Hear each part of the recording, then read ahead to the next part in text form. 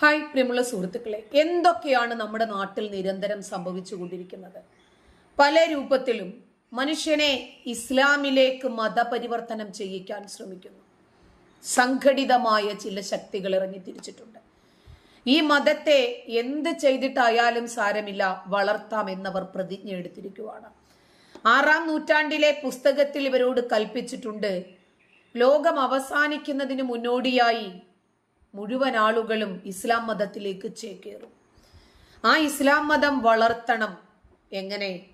മറ്റുള്ളവരെ തളർത്തിയാൽ ഈ മതം വളരും, പിന്നെ പെറ്റുപെരുകിയാലും വളരും. ആ ദൗത്യമാണ് ഇന്ന് ഈ സമുദായം ഏറ്റെടുത്തിരിക്കുന്നത്. ലോകത്തിന്റെ ഏതു കോണിലായിരുന്നാലും ശരി.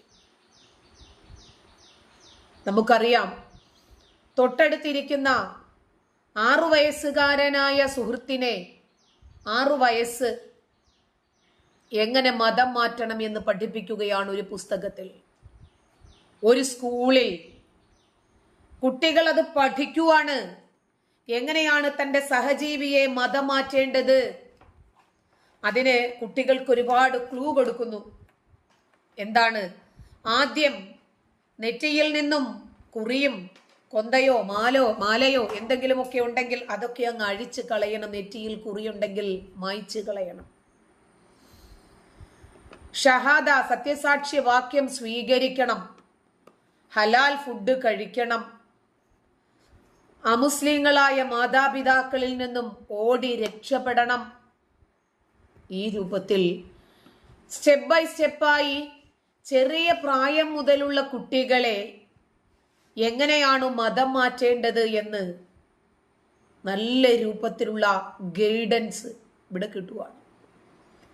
ഇത് നമ്മൾ നിരന്തരം കാണുകയും അറിയുകയും മനസ്സിലാക്കുകയും ചെയ്യുന്ന വാർത്തകളാണ്. ഇപ്പൊ വരുന്ന പുതിയൊരു വാർത്ത, മാംസാഹാരം തുടർച്ചയായി കൊണ്ടുവരുന്നു എന്ന കാരണത്താൽ 7 വയസ്സുകാരനെ സ്വകാര്യ സ്കൂളിൽ നിന്നും പുറത്താക്കുന്നു. യുപിയിലാണ്, അംഹോറയിലാണ് സംഭവം. ഹിൽട്ടൺ കോൺവെന്റ് എന്ന് പറയുന്ന സ്കൂളിലാണ് ഇത് നടക്കുന്നത്. ഓരോ സ്കൂളിനും അതിൻ്റെതായിട്ടുള്ള നിയമങ്ങൾ ഉണ്ടാകും. എൻ്റെ മോൻ പഠിക്കുന്നത് അമൃത വിദ്യാലയത്തിലാണ്. അവിടെ നോൺ വെജ് പറ്റില്ല, അതൊന്നും കൊണ്ടുപോകാൻ പറ്റില്ല. ശരി, വീട്ടിൽ വന്നോ, നിങ്ങൾ കഴിച്ചോ. ആ സ്കൂളിൽ അതിൻ്റെതായിട്ടുള്ള ചില ഫോർമാലിറ്റീസ് ഉണ്ട്. അത് അംഗീകരിക്കാൻ ആ സ്കൂളിലെ കുട്ടികളും പേരൻസും അവിടുത്തെ അധ്യാപകരും ഒക്കെ ബാധ്യസ്ഥരാണ്. അതൊരു മിനിമം സെൻസ് മതി അതൊന്ന് മനസ്സിലാക്കാൻ. ഒരു വീട്ടിൽ പോയാൽ അവിടുത്തെ റൂൾസ് ഉണ്ട്. അവർക്ക് അവരുടെ ചിട്ട അനുസരിച്ചേ പറ്റി. ഒരു രാജ്യത്ത് പോയാൽ ആ രാജ്യത്തിന്റെ നിയമം. എല്ലായിടത്തും അങ്ങനെ തന്നെയാണ്. ഞങ്ങളുടെ നാട്ടിൽ ഇടത് സൈഡിൽ ഇരുന്നിട്ടാണ് വണ്ടി ഓടിക്കണമെന്ന് പറഞ്ഞ് വേറൊരു രാജ്യത്ത് ചെന്നിട്ട് അവിടെ വലത് സൈഡിലായിരിക്കും വണ്ടി ഓടിക്കുന്നത്. അപ്പൊ എല്ലായിടത്തും ഉണ്ട് അതിൻ്റെതായിട്ടുള്ള റൂൾസ്.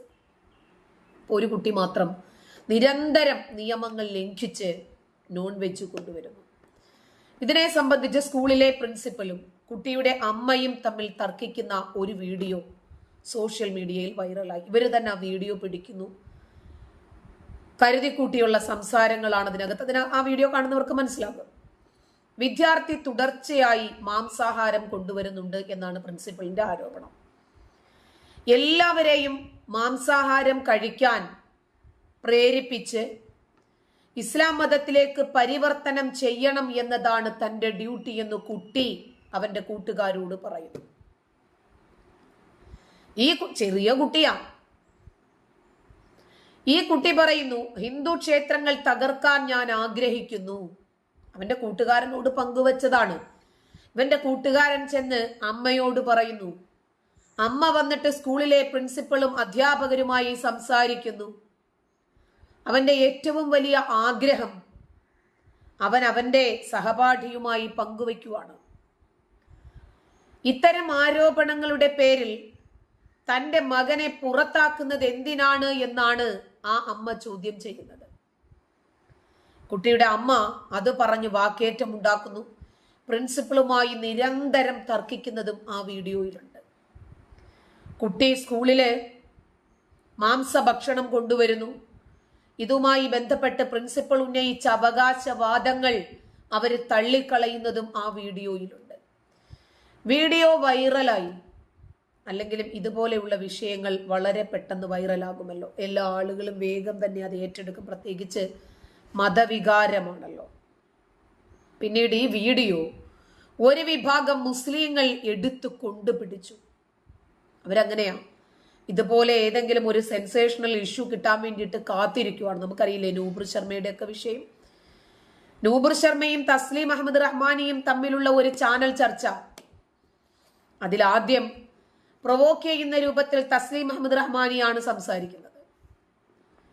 ഹിന്ദു ദൈവങ്ങളെയും ശിവലിംഗത്തെയും എന്ത് കല്ലും മുള്ളും കണ്ടാലും ശിവന്റെ ലിംഗമാണെന്ന് പറഞ്ഞ് നിങ്ങൾ മുട്ടിപ്പായി പ്രാർത്ഥിക്കുന്നവരാണെന്നൊക്കെ പറഞ്ഞ് വളരെ ആക്ഷേപത്തോടു കൂടി സംസാരിച്ചപ്പോൾ നൂപുർ ശർമ്മ തിരിച്ചും പറഞ്ഞു, ഇത് ജനാധിപത്യ രാജ്യമല്ലേ, ഒരാൾ പറയുന്നത് മറ്റൊരാൾ അങ്ങനെ കേട്ടുകൊണ്ടിരിക്കണം, സഹിക്കണം, അതിൻ്റെ ഒന്നും ആവശ്യമില്ലല്ലോ. ഇവിടെ സ്വേച്ഛാധിപത്യവും ഇല്ല. അതുകൊണ്ട് തൻ്റെ അഭിപ്രായ സ്വാതന്ത്ര്യവും ആവിഷ്കാര സ്വാതന്ത്ര്യവും ജനാധിപത്യ സ്വാതന്ത്ര്യവും അവകാശവും ഉപയോഗപ്പെടുത്തി നൂപുർ ശർമ്മ തൻ്റെ അറിവിൻ്റെ പരിമിതിയിൽ നിന്നുകൊണ്ട് ഇസ്ലാമിനെയും വിമർശിച്ചു. ഞാൻ പറയണതും കേൾക്കേണ്ടി വരുമെന്ന് പറഞ്ഞു. ഉടനെ അൽ ഖ്വയ്ദയുടെ ഖ്വാ വിളി വന്നു, നൂപുർ ശർമ്മയെ കൊല്ലണം. ഒരുപാട് ആളുകൾ അങ്ങനെ BJP പോലും ഒരു വേള പേടിച്ച് നൂപുർ ശർമ്മയെ BJP സ്ഥാനത്ത് നിന്നും പുറത്താക്കി. ചിലപ്പോൾ അവരെ സംരക്ഷിക്കാനായിരിക്കും. ഓക്കെ, എന്തായിരുന്നാലും ആ സമയത്ത് വേട്ടക്കാരുടെ കൂടെ നിന്ന സമീപനമാണ് BJP സ്വീകരിച്ചത്. അത് കഴിഞ്ഞ് ഇവരുടെ ഒരു പോസ്റ്റ് ഷെയർ ചെയ്തതിന്റെ പേരിലാണ് തയ്യൽക്കാരനായ കനയ്യലാലിനെ കഴുത്തറുത്ത് കൊന്നത് 2 തീവ്രവാദികൾ. ഇദ്ദേഹം പറഞ്ഞത് ഇത്തരം വിഷയങ്ങൾ വളരെ വേഗം വൈറലാവും. പെട്ടെന്ന് ഇവർ ഇത്തരം വിഷയങ്ങൾ ഏറ്റുപിടിക്കും. വീഡിയോ വൈറലായി. പ്രിൻസിപ്പലിനെ അറസ്റ്റ് ചെയ്യണമെന്നും സ്കൂളിന്റെ അംഗീകാരം റദ്ദാക്കണമെന്നും ആവശ്യപ്പെട്ട് അംരോഹി മുസ്ലിം കമ്മിറ്റി ജില്ലാ കളക്ടർക്ക് കത്തയക്കുന്നു. സംഗതി ഭയങ്കരമായി ആളിക്കത്തി. കുട്ടി മാംസാഹാരം കൊണ്ടുവന്നു, കുട്ടി മറ്റുള്ളവരെ കഴിക്കാൻ നിർബന്ധിക്കുന്നു, മറ്റുള്ളവരെ ഇസ്ലാമിലേക്ക് കൊണ്ടുവരാൻ നിർബന്ധിക്കുന്നു. ക്ഷേത്രങ്ങൾ തകർക്കലാണ് തന്റെ ലക്ഷ്യമെന്ന് മറ്റേ കുട്ടിയോടും പറയുന്നു. ഈ സംഭവത്തെക്കുറിച്ച് അന്വേഷിച്ച് റിപ്പോർട്ട് സമർപ്പിക്കാൻ 3 സർക്കാർ സ്കൂൾ പ്രിൻസിപ്പൽമാർ അടങ്ങിയ ഒരു സംഘത്തെ ജില്ലാ വിദ്യാഭ്യാസ ഇൻസ്പെക്ടർ നിയമിച്ചു.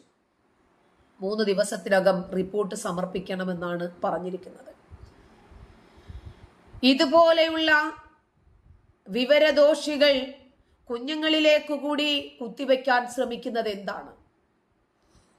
KG പഠിക്കുന്ന കുട്ടി ഈ രൂപത്തിൽ അന്യമത വിരോധത്തെ കുറിച്ചിട്ടാണ് പഠിക്കുന്നതെങ്കിൽ എൻ്റെ ഏറ്റവും വലിയ അഭിലാഷം ക്ഷേത്രങ്ങൾ തകർക്കലാണ് എന്ന് പറയണമെങ്കിൽ അവന്റെ മനസ്സിൽ ഇൻജക്റ്റ് ചെയ്തിരിക്കുന്ന അന്യമത വിരോധം എത്രമാത്രം രൂക്ഷമായിരിക്കും. KGയിൽ പഠിക്കുന്ന കുട്ടിയെ ഇസ്ലാമിലേക്ക് കൊണ്ടുവരാൻ തൻ്റെ കൂട്ടുകാരൻ നിർബന്ധിക്കുന്നെങ്കിൽ ഏത് രൂപത്തിലുള്ള വിദ്യയാണ് ഈ കുട്ടി അഭ്യസിച്ചിരിക്കുന്നത് എന്ന് മാത്രം നോക്കിയാൽ മതി. നന്ദി.